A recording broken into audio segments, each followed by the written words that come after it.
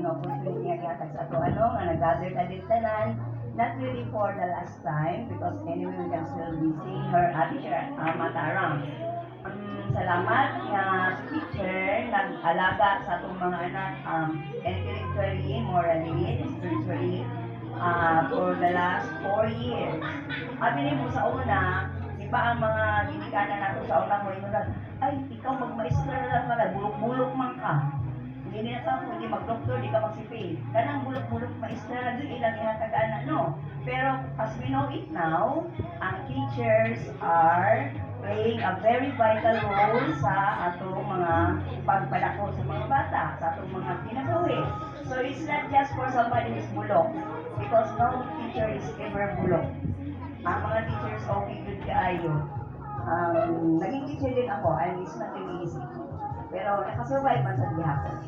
So, all the things na ipanood sa mga bata na kita sa video, and they are all true, and they are the best persons na makasulti kung anong klaseng teacher si Teacher Mata. She's just cool and very good. Thank you.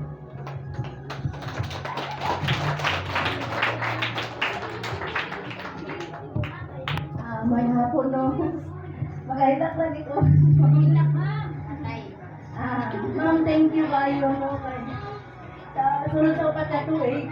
Di naman jud ko kuan sa kong anak ko pero nakita jud ako ang imong pag. Dili ko nagapasagad, nag-update kay Daniel. Bisan kanang dili kayo kung hilig magkuan mga material nga butan ma'am pero through prayers ma'am gina-appeal na dyan ka ma'am, wala dyan ako makakuan ma'am. Ma'am, thank you kayo ma'am, thank you kayo.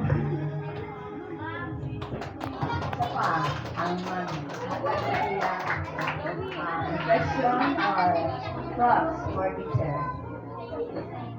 Isa pa, anyone? Oh. Sige, gensa pa. Kay basig magmahay mo nga di mo katindog dire, di mo kay surya. Okay, kids, pwede mo na ninyo ihatag inyong gift kay teacher. Mana? Sige. Okay.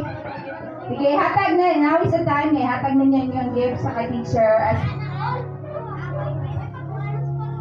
gift of gratitude and pasalamat kay teacher.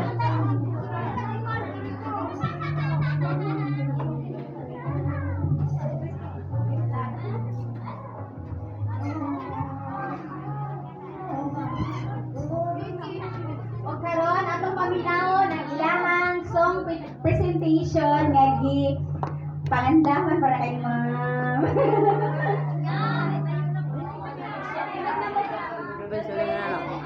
Ano sila man ang kanta? Isa-isa lang. Wala oy.